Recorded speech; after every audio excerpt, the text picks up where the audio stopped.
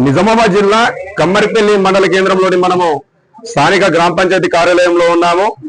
ఎన్నికల్లో ఇచ్చిన హామీల మేరకు గత 5 నెలల నుంచి నిరంతరం ఉదయం 7 గంటల నుంచి పడితే సాయంత్రం 5 గంటల వరకు మన గ్రామ పంచాయతీల కార్యాలయంలో ఉంటూ నిరంతరం పేద ప్రజల కోసం పనిచేస్తున్న మన స్థానిక సర్పంచ్ ఉప సర్పంచ్ అశోక్ గారు ఉన్నారు.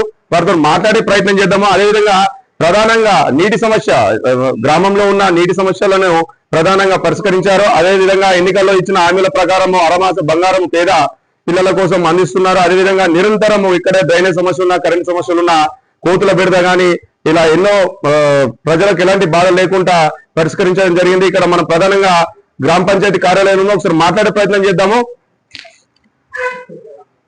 అశోక్ గారు మాట్లాడే ప్రయత్నం చేద్దాం. సార్ చెప్పండి సార్, ప్రధానంగా మీరు గెలిచి 5 నెలలు అవుతుంది. ప్రజలకు నిరంతరం 7 గంటల నుంచి పడితే ఉదయం 7 గంటల నుంచి సాయంత్రం వరకు అందుబాటులో ఉన్నారు స్థానిక ప్రజలు అంటున్నారు. దీనిపైన ఏంటి సార్, ఎలా ఉంది పరిస్థితి, ఎట్లా ఉంది? మీరు రాకుండా ముందు ఎలా ఉంది గ్రామం, మీరు వచ్చిన తర్వాత ఎలా ఉంది? నమస్కారం, కమ్మరిపల్లి ఉప సర్పంచ్ అశోక్ నా పేరు. అయితే మేము గతంలో గెలవక ముందు ఎలా ఉండే, గెలిచిన తర్వాత ఎలా ఉండే అన్నది ప్రజలు చెప్తారు.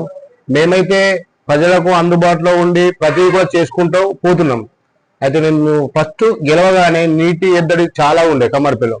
దాన్ని 100%గా మేము మా పాలక వర్గం అందరు కలిసి, మా సర్పంచ్ మేడం గారు కలిసి ప్రతి ఒక్కటి ముందుండి బోర్ వేయించడం జరిగింది. అన్నం ఫుల్ వాటర్ పడ్డాయి.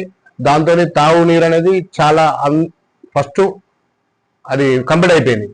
మళ్ళీ ఇంకా ప్రధానంగా మళ్ళీ విలేజ్ లోపల చిన్న చిన్న గల్లీల్లోకి రాగానే వాటర్తో మళ్ళీ సమస్య చాలు కాగానే ఏదైతే హ్యాండ్ పంప్ బోర్డ్స్ వీకేసి ఒక 6 పంపులు పీకేసి కొత్తగా మోటారు 1 HP దించి గల్లీ గల్లీకి వాటర్ ఇవ్వడం కూడా జరిగింది.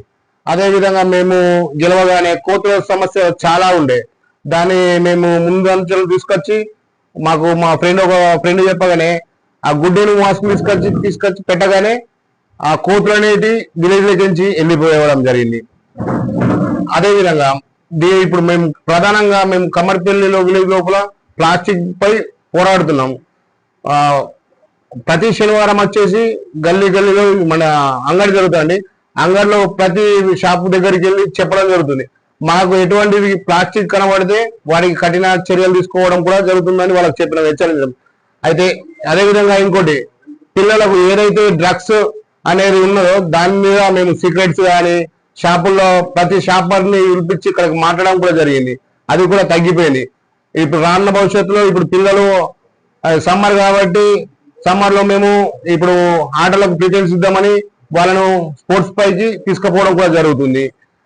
అదేవిధంగా డ్రైనేజ్ వ్యవస్థ అనే వరకల్లా కొత్తగా డ్రైనేజ్లు ఒక 15 లక్షల దాకా మేము చేయాలని మా పాలక వర్గం నిర్ణయించుకొని అది కూడా మేము తీర్మానించడం జరిగింది. అదేవిధంగా చాకలోల సంఘంకు ఒక 3,50,000 రూపాయలతోని సురేష్ రెడ్డి ఫండ్ ద్వారా అదొకటి నిర్మించడం కూడా జరుగుతుంది. అదేవిధంగా స్కూల్లో ఎవరైతే ఇప్పుడు రానున్న భవిష్యత్తులో ఇప్పుడు ముంగడ వచ్చేది స్కూల్ సమ్మర్ అయిపోగానే స్కూల్ అయితే దాని మీద ఫోకస్ చేస్తున్నాం. ఎందుకంటే ప్రభుత్వం ఇచ్చే దాని మీద ప్రభుత్వం ఇచ్చే బడుల్ని ప్రోత్సహించాలి. ప్రతి ఒక్కరు కూడా ప్రభుత్వ పాఠశాలని చదువుకోవాలని మేము మా టీంను బట్టి, మా వార్డు మెంబర్ సభ్యులు కావచ్చు, మా పాలక వర్గం కావచ్చు, మేము ప్రతి ఒక్కరిని పట్టుకొని విలేజ్ లో ఇంటింటికి వెళ్ళి చెప్పడం కూడా జరుగుతుంది. ఎందుకంటే ప్రభుత్వం ఇచ్చేది బుక్స్ కానీ, బట్టలు కానీ, ఇవన్నీ ప్రతిదీ మధ్యాహ్న భోజనం కావచ్చు, ఇవన్నీ మనకు విలేజ్ లో మనకు సౌకర్యం ఉన్నప్పుడు మన వాళ్ళంతా పక్కదారిన పడుతున్నారు. అది పోవద్దని మేము ఆశిస్తున్నాం. ఈ అవకాశం ఇచ్చిన తెలంగాణ 90 టీవీకి ధన్యవాదాలు. అదేవిధంగా మీరు ఎన్నికల్లో ప్రధానంగా పెళ్లి అయినా ప్రేమించే ఆడపిల్లలకు అరమాసం బంగారం ఇస్తామని ప్రజల లోపల ఎలా ఉంది? ప్రజలు మీరు ఎంతమంది? అయితే మేము గెలవగానే ఏదైతే మా మేనిఫెస్టోలో పెట్టినామో నిరుపేద కుటుంబానికి అరమాసం బంగారం అనేది ఇప్పటికీ ఒక 6-7 ఇవ్వడం కూడా జరిగింది. అంటే నిరుపేద కుటుంబం అంటే ఇప్పుడు పూర్తిగా లేనోళ్ళు ఉంటే ఒక 2 లక్షల రూపాయల దాకా కట్నం కంటే పైన ఇచ్చే వాళ్ళకైతే లేదు. నిరుపేద కుటుంబం అనే వాళ్ళు ఉంటేనే మాత్రం ఇస్తున్నాము. ఇప్పటికి ఒక 6 నుంచి 7 ఇవ్వడం కూడా జరిగింది. నిన్న కూడా తీసుకుపోయి ఇవ్వడం కూడా జరిగింది. అదేవిధంగా ఇప్పుడు స్థానిక ప్రజలు ఉదయం నుంచి సర్పంచ్ అందుబాటులో ఉంటున్నారు.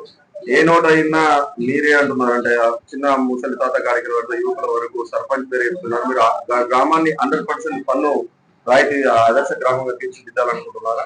ఏదైతే మాపై మా భార్య భర్తల మీద కమ్మరిపల్లి నమ్మకం పెట్టుకున్నది కాబట్టి మేము ఇక్కడ ఉండి కష్టపడి పని చేయాలి. అంటే అందుబాటులో ఉంటేనే కదా మాకు కూడా ఇప్పుడు మాపై నమ్మకాన్ని మనం వాళ్ళకు చూపించగలుగుతామని మేము చేస్తున్నాం ఈ పని. ఒక రాబోయే రోజులలో ఏం చేయాలనుకుంటారు? అభివృద్ధి అంటే గ్రామంలో ఇంకా ఏమైనా అభివృద్ధి చేయాలనుకుంటున్నారా?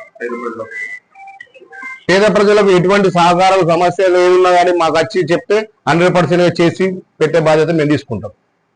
Photo studio